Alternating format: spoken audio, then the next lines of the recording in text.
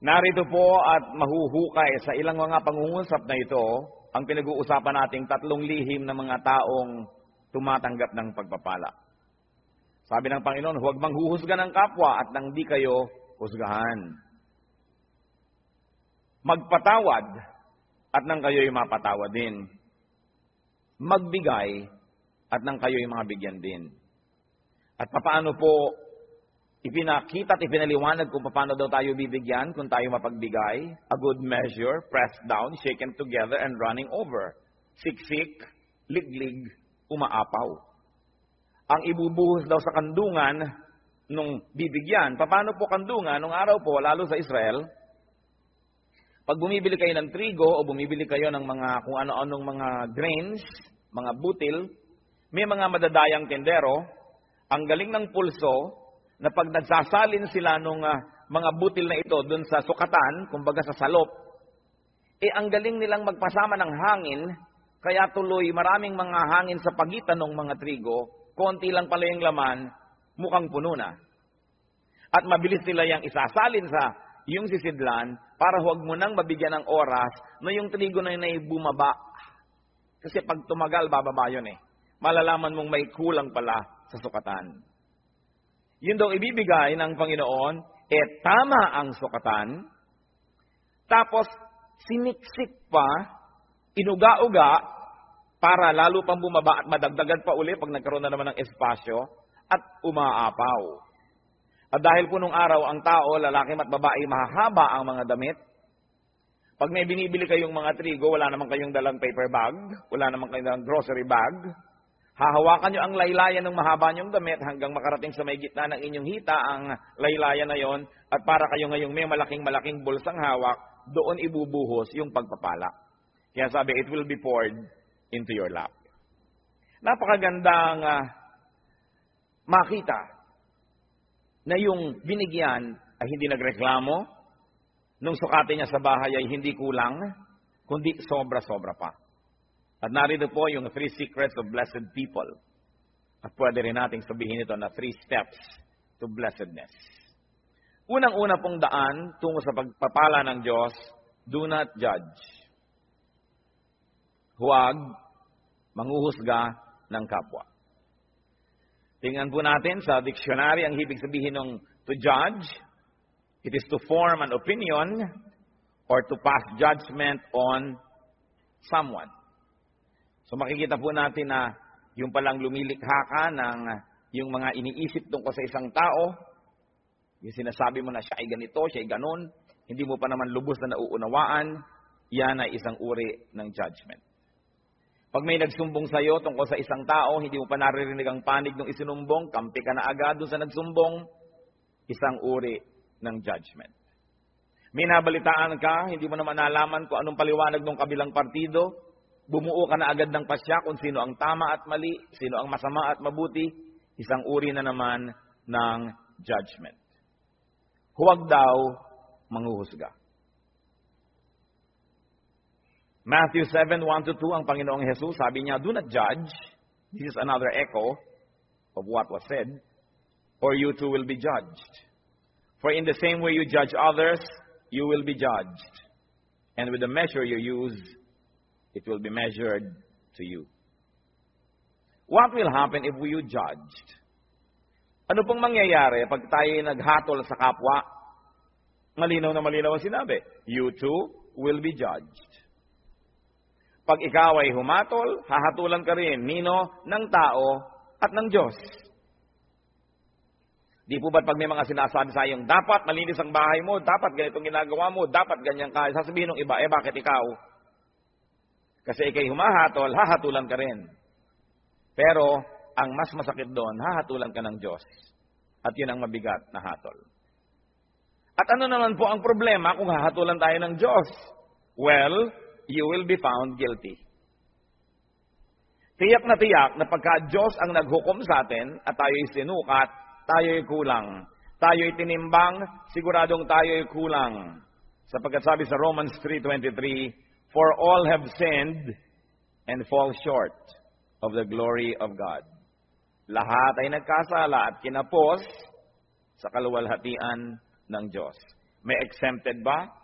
Exempted ba ang mga taga-Bacolod? Exempted ba ang mga taga-Las Piñas? Hindi. Sabi, lahat ay nagkasala at kinapos. Romans 3:10-12, as it is written, there is no one righteous, not even one. There is no one who understands, no one who seeks God. All have turned away, they have together become worthless. There is no one who does good, not even one. Sa tingin ng langit, walang gumagawa ng tama. Lahat ay nagkakamali, panapanahon lang. Kung minsan ay tamang-tama ka ng 2 araw, sa pangatlong araw, nadapa, may mali na.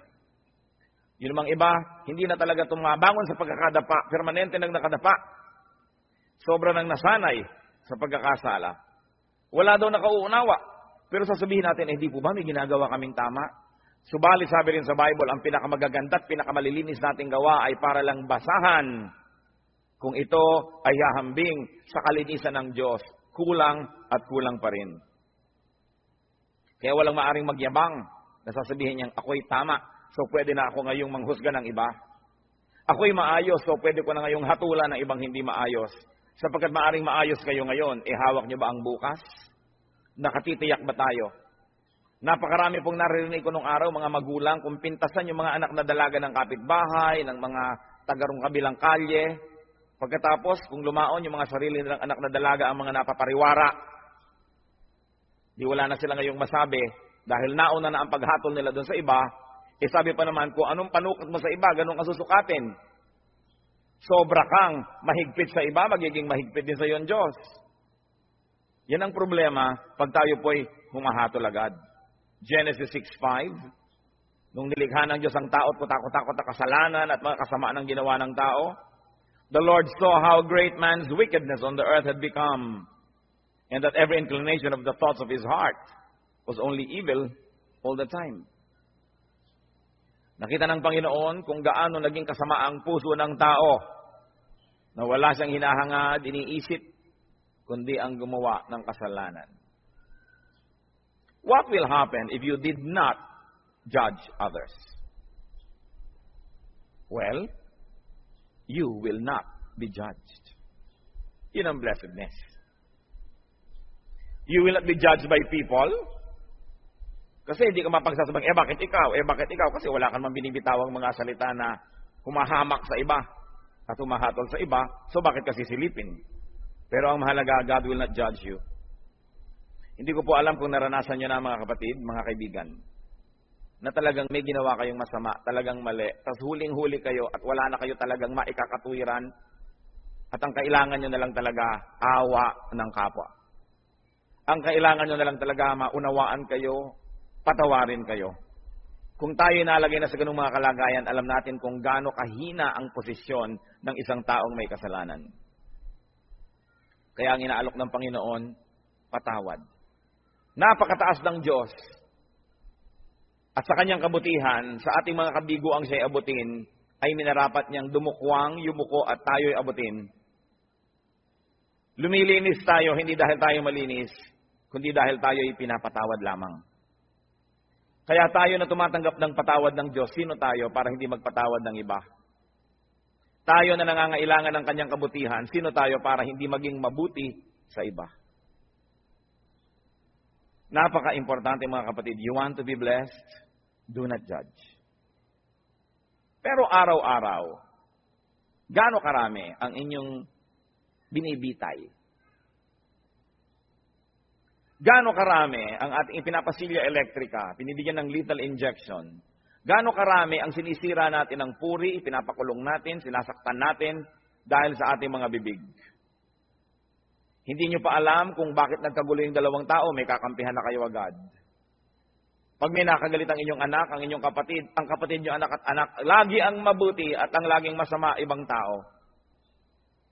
Wala pa akong nakitang magulang na yung anak niya nag-drugs, napariwara, gumawa ng mga masama, nasasabihin niya, naku, masama ang anak ko. Wala. Laging nahawa sa masasamang kaibigan. Yung mga magulang naman, nung sinasabing masamang kaibigan na yun, yun din ang sinasabi nun, ako yung anak ko na influensya lang nung kabila eh. Kailan tayo magbubukas ng mata para tanggapin ang mga kamalian, mga kahinaan natin at ng mga mahal natin sa buhay. Kampi-kampi, we judge people immediately if they cross the path of those people that we love. Kaya yang pong emosyon, madalas yan bumubulag, sumisira sa isang malinaw na pag-iisip. Nakita niyo po sa mga hukuman, bago patawan ng hukom ang isang nasa sakdal, kailangan mo nang madinig ang magkabilang panig. May saksi ang umuusig, may saksi naman ang nagtatanggol. Pareho silang bibigyan ng panahon, susuriin ang kanilang mga sinasabi. Pero tayo po ba ginagawa natin yon o napakabilis nating gumawa ng mga conclusion na mga pagpapasya tungkol sa iba nating kapwa? Remember, pwede naman kayo mag-judge, okay lang yon. Just be perfect so that you will not be judged. But as long as you have sins, as long as you have errors and weaknesses, be kind with your judgment because you will need the same kindness to be applied to you. Do not judge if you want to be blessed. Ngayon po yung verse 37 ng Luke 6 na binabasa natin, forgive and you will be forgiven. Pangalawang hakbang tungo sa pagpapala, second step to blessedness, forgive. Magpatawad. Ano po bang kahulugan sa diksyonaryo ng forgive? It is to stop blaming. Tigilan na ang paninisi or to absolve from payment. Huwag nang singilin pa. At hindi pinag-uusapan dito ang pera o utang. Mabuting malinaw. Ang pinag-uusapan po dito yung mga utang sa loob na nasaktan kita, sige na, huwag nang singilin. Nagkamali ako sa iyo, sige na patawarin. Nagkulang ako sa iyo, sige na punan. Do not collect or take revenge. Balance the sheets. Kung meron pong metro, sige na, i-return na yung reading sa 0. Huwag nang matuos. Magpatawad. Gaano po sa ating karami ang may dala-dala dito sa puso na lason? Asido, dahil hindi tayo nagpapatawad ng kapwa. Mga misis, na pinagtaksila ng inyong mga asawa once upon a time, napatawad nyo na ba? Kasi kung hindi pa kayo nagpapatawad, kahit pa nga kayo yung agrabyado, magiging dalawa ang pagka-agrabyado nyo. Kasi, hindi rin kayo patatawarin. Napagamat hindi kayo naging taksil na asawa, maaaring may iba naman kayong ibang kasalanan na iuusig din sa atin ng langit. Kaya ang nagkataon ay pare-pareho lang tayong makasalanan. Iba-iba lang ang uri, anyo, hugis, kulay ng ating mga pagkakamali. Pero kung tutuusin, lahat din naman tayo ay may mga pagkakamali. At pag hindi kayo nagpatawad, kayo nagiging bilanggo ng taong kinamumuhian ninyo. Tuwing naaalala nyo siya, nawawalan kayo ng ganang kumain, nawawalan kayo ng ganang matulog, tumatamlay kayo. Pati sa pagnenegosyo nyo, nawawala kayo sa sarili, nagkakamali-mali ang sukle. Nalulugi pa rin kayo. Ipagpalagay na minsan na tayong nalugi, minsan na tayong nasaktan, minsan na tayong nahirapan. Pero habang di pa kayo nagpapatawad, patuloy pa kayong masasaktan. Kaya sa pagpapatawad, hindi lang yung taong nagkamali ang pinapalaya ninyo, kundi ang inyong mga sarili rin. Gaano karami ang dumating ngayon dito na may kinikim-kim sa puso na sama ng loob, galit, nakatanim na mga hinanakit. Sayang ang pagpunta nyo rito kung lalabas pa kayo sa pinto ng bulwagang ito na dala-dala nyo pa rin yan pauwi. Alam nyo po ba na kayo'y kinatagpo ng Panginoon ngayon, hindi ito isang aksidente, sapagkat nais niya tayong lahat palayain mula sa spirito ng hindi pagpapatawad. Kung ang Panginoong Jesus na walang kasalanan, hinampas, sinaktan, ipinako, pinagbuhat ng mabigat na troso, inalipusta, dinuran sa muka, binunutan ng bigote, sinampal, pinagsabihan ng mga masasakit na salita, sa kabila ng kanyang pagbuhay sa mga patay, pagpapagaling sa mga may sakit, pagpapakain sa mahihirap, sa kabila nun ay siya'y nagawa ng masama, subalit siya'y nagpatawad. Sino naman tayo para hindi magpatawad? Meron din naman tayong nagawang mga masasama. What will happen if you forgave? You will be forgiven. Kuminsan po, nalulungkot ako makita ang marami nating kababayang napaka-mga relihiyoso. Nagpapapako sa krus, naghahampas sa sarili, hinihiwa ng blade ang mga likod, dumidipa, lumuluhod sa munggot asin, naglalakad ng paluhod, pinahihirapan ng sarili upang mapatawad sa kanyang mga kasalanan. Hindi naman lihim ang daan tungo sa kapatawaran. Hindi sinasabi ng Panginoon na, para patawarin kita, pahirapan mo ang sarili mo, saktan mo ang sarili mo. Ano po ba ang Diyos natin? Sadistang Diyos? Na ikalulugod niya na makita na tayo nahihirapan, nagdurugo, nagpapawis ng dugo? Hindi siya ganon. Hindi hinihingi ng Diyos ang ating mga sakripisyo para niya tayo patawarin. Ang sinasabi lang ng Diyos, magpatawad ka sa kapwa mo at mapapatawad ka rin ng langit. Hindi natin kailangan gawin yung mga mahihirap na ginagawa ng marami. Kaya nakakalungkot po sapagkat po ang Biblia, ang salita ng Diyos ay hindi nakabukas at hindi tinatanggap ng bukas na puso. Maraming ginagawa ang taong nasasayang. Pinipilit niya magpunyagi, maghirap. Subalit hindi naman pala yun ang hinihingi ng Diyos. Magpatawad ka lang sa kapwa. Kaya kung tutuusin, parang mapalad ka pa nga pagka marami nagkamali sa iyo eh. Kasi marami ka ring mapapatawad. Therefore, you position yourself in the path of God's forgiveness. That's why everything that happens can be a blessing. If only you would open your eyes and see that our God is a God who dispenses blessing everywhere, every time, in every situation. What will happen if you did not forgive others? Ano naman ang mangyayari kung di kayo magpatawad? Matthew 6:14-15. Ito po ang sabi ng Panginoong Jesus.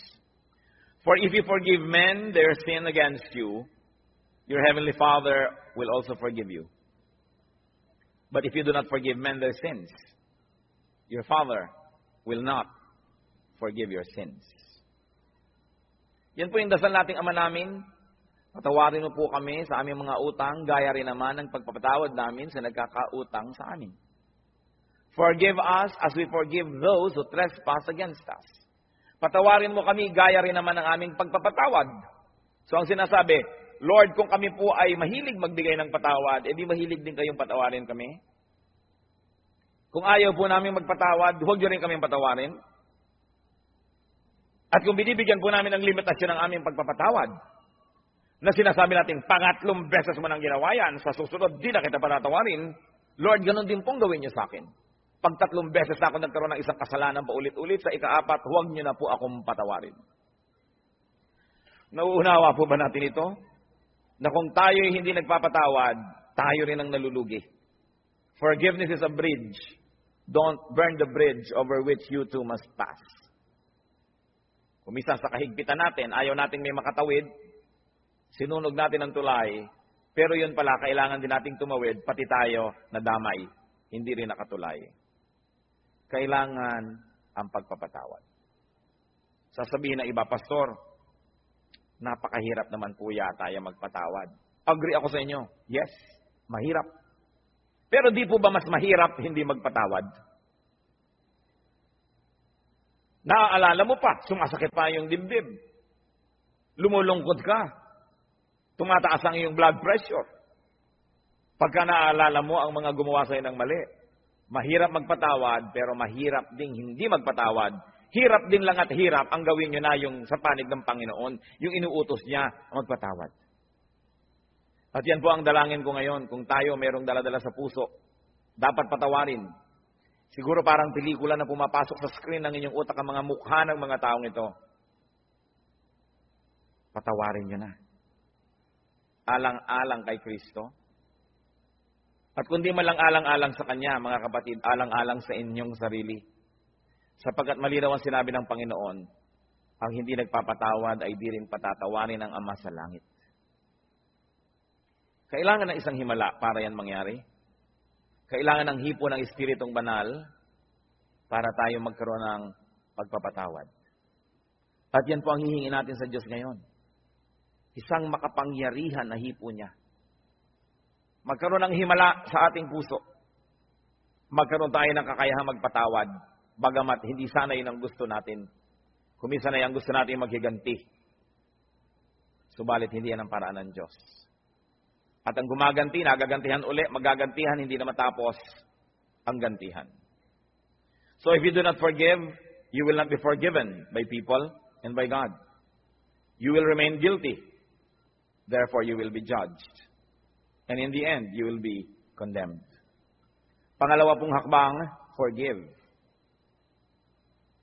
Pangatlong hakbang, tungo sa pagpapala, give. Napakalinaw po ng sinabi, give and it will be given to you. Magbigay ka at susuklian ka.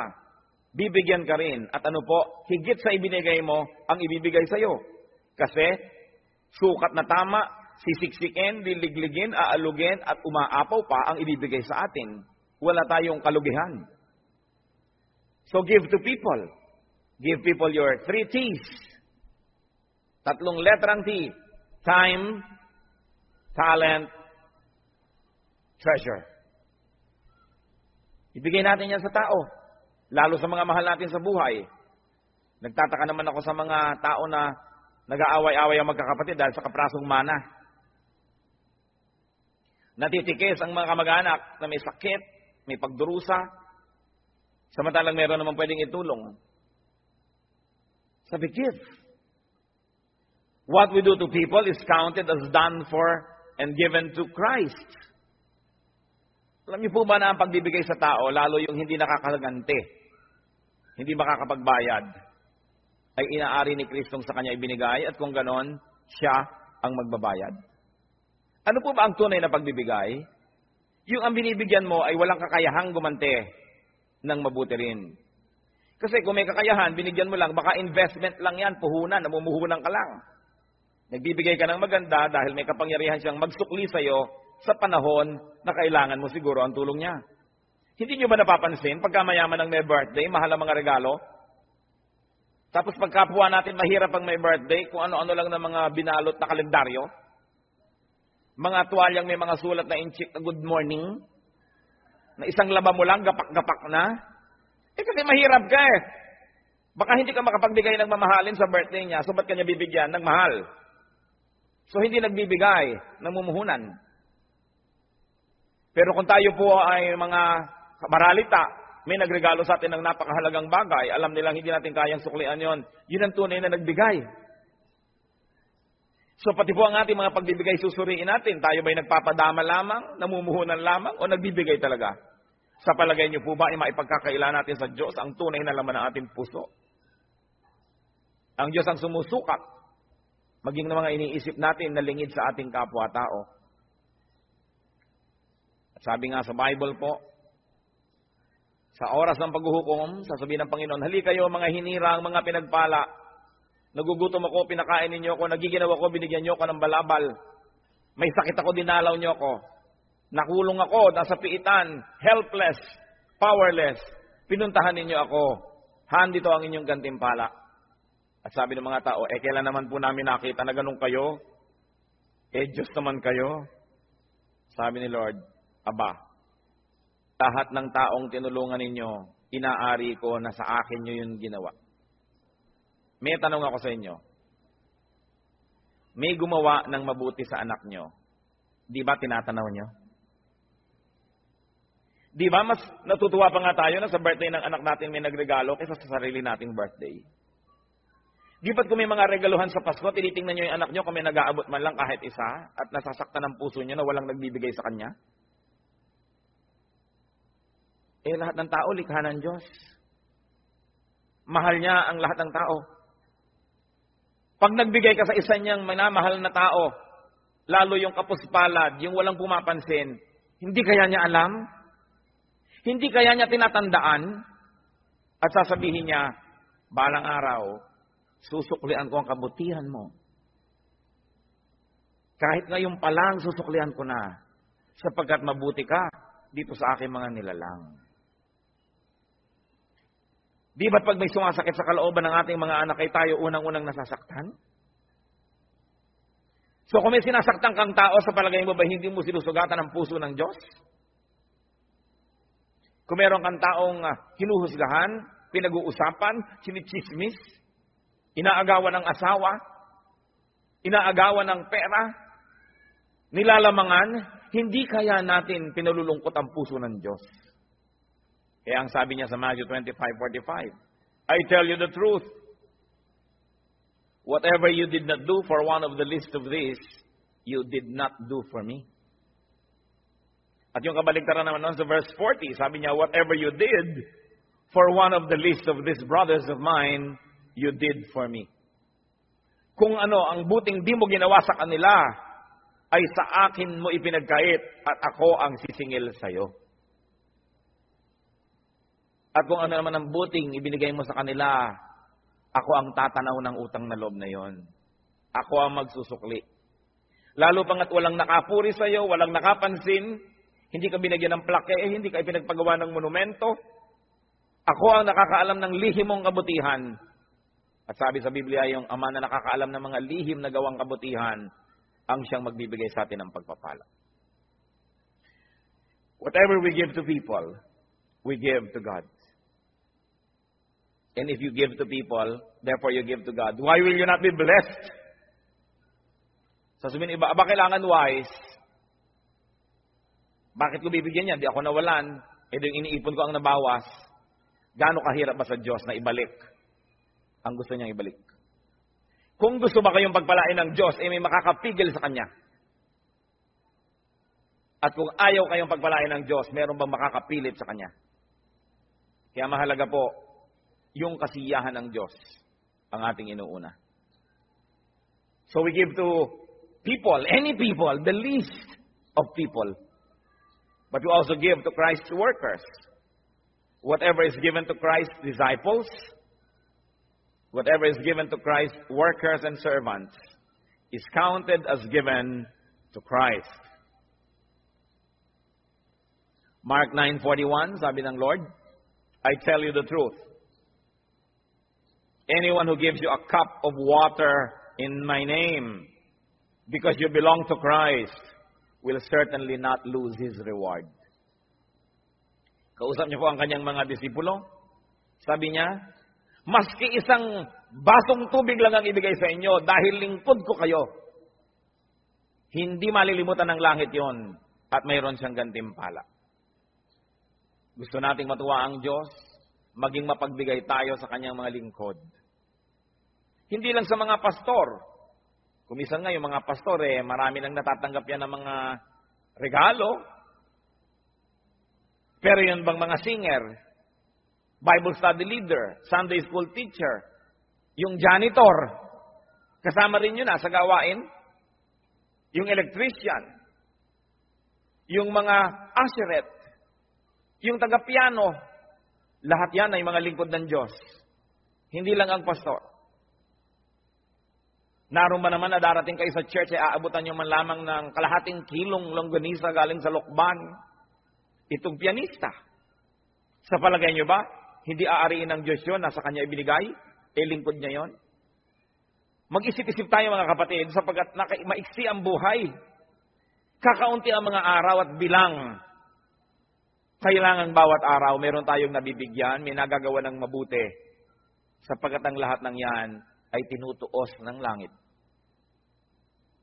Pero mas mabuti sana na hindi natin ginagawa yun dahil tinutuos, kundi dahil talaga ang puso natin ay naging makadiyos na at ang likas sa Diyos ay mapagbigay.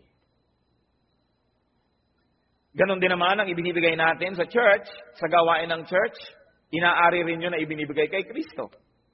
What is given to the church is counted as given to Christ because the church is His body. Sabi po ng Ephesians 5:23, Christ is the head of the church. His body, of which He is the Savior.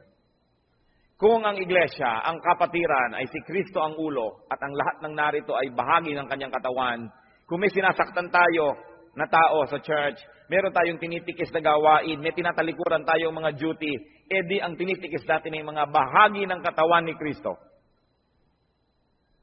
Pwede bang mahal mo ang isang tao, inaayos-ayos mo yung mukha, pine-facial mo, minamasa-masahe, Pagkatapos, pinuputol mo yung mga daliri, minamartilyo mo yung tuhod. Pwede ba yun? Dahil si Kristo ang pinuno ng iglesia, mamahalin natin ang lahat ng bahagi nito. Pagmamalasakitan, aalagaan, tutulungan. What will happen when we give to people, to Christian workers, to the church? We receive back what we give. Siksik, liglig, umaapaw. You can never outgive God. Katulad ng mga lingkod ng Panginoon, mga pastor, mga misyonero na marami nagre-regalo, tiyak na yung mga nagre-regalo doon dahil una nang naregaluhan noong manggagawa na yun ng Panginoon. Siguro na ipanalangin, siguro inaturuan, na bigyan ng pangaral, na bless, kaya ngayon nagsusukli. Yan ang sinasabi, pag nagbigay ka, may babalik. Ngayon, kung walang nagbibigay sa iyo, kapatid, edi mag-isip-isip ka rin. Baka naman hindi ka rin nagbibigay kasi. Because if you are a blessing to people, the same people will also be blessings to you. Because life is a circle. Pabalik-balik lang. We inhale, we exhale. Araw, gabi, dilim, liwanag. Give, receive. Yun ang buong circle. Ngayon, kung kayo lamang i-receive ng receive, one way. Nakita po ninyo ang mga estero dito sa Maynila, mga kanal, bakit mabaho? Bakit ayaw lumakad ng tubig? Kasi barado. Dahil ang mga ilog dito, sa dami ng bara, tanggap lang ng tanggap ng mga dumadating pang tubig, dumadating na kalat, hindi naman ibinibigay, hindi naman lumalakad, tanggap lang ng tanggap, bumabara tuloy. Ano ba ang magandang ilog? Di po ba't yung umaagos? Na narito ako, tatanggap ako, ibibigay ko. Tatanggap ako, ibibigay ko. May agos. Pag tumatanggap tayo ng pagpapala ng Diyos, meron tayong ginagamit sa sarili, may ibibigay tayo, may agos. Pero kung sinosolo mo, ang kamay mo'y punong-puno na ng mga luma at mga hampok at mga bilasa na mga pagpapala, paano ka tatanggap ng bago? Kailangan kasi pag may pagpapala, ibinibigay natin sa iba, tinatanggap natin yung iba, wala ka na namang laman, bibigyan ka na naman ng Diyos. How can you inhale when you have not exhaled? So it's a matter of giving and receiving. And we receive back what we give. Kaya sabi sa Luke 6:38, give and it will be given to you. A good measure, pressed down, shaken together, and running over will be poured into your lap. At sa Luke 6:38, for with the measure you use, it will be measured to you. Kuripot po ba kayo sa kabutihan? Magiging kuripot din sa inyo ang langit. Mapagparaya ba tayo at mapagbigay? Ganon din ang tatanggapin nating atensyon mula sa langit. Because what you give is what you will receive. We will be judged and condemned, just like the way we judge and condemn others. So pag-ingatan ng bibig. We will be forgiven just like the way we forgive. And we will be given just like the way we give. May tatlong bagay pong kailangan tayong mga tao. Unang-una, kalayaan mula sa judgment, mula sa paghuhukom. Kasi lahat tayo guilty. Kailangan din nating mapatawad tayo dahil tayo may kasalanan. At kailangan din nating tumanggap ng pagpapala ng Diyos. Simple, para ang lahat ng yan ay maganap. Blessed people, or the people who will be blessed, do not judge. Suriin natin ang ating mga isip. Watch yourself. Blessed people, forgive. Check your heart. And make it a habit to forgive. Baligtarin po natin ang ating mga kostumbre. Kasi kung minsan, ang nakaugalian na natin, magtanim ng sama ng loob, maghinanakit, hindi kumikibo, pero galit pala. Baligtarin natin yon. Sabi sa Romans chapter 12, be renewed by the changing of your mind. Palitan na ang paraan ng pag-iisip. Alisin na yung mga lumang paraan na hindi naman nakabubuti. Make it a habit to forgive. That when people wrong you, immediately, your instant reaction is to forgive. Habit yan. It can be formed. It is a learned behavior. And God can help us. And of course, a way to blessedness, a way to prosperity is to give.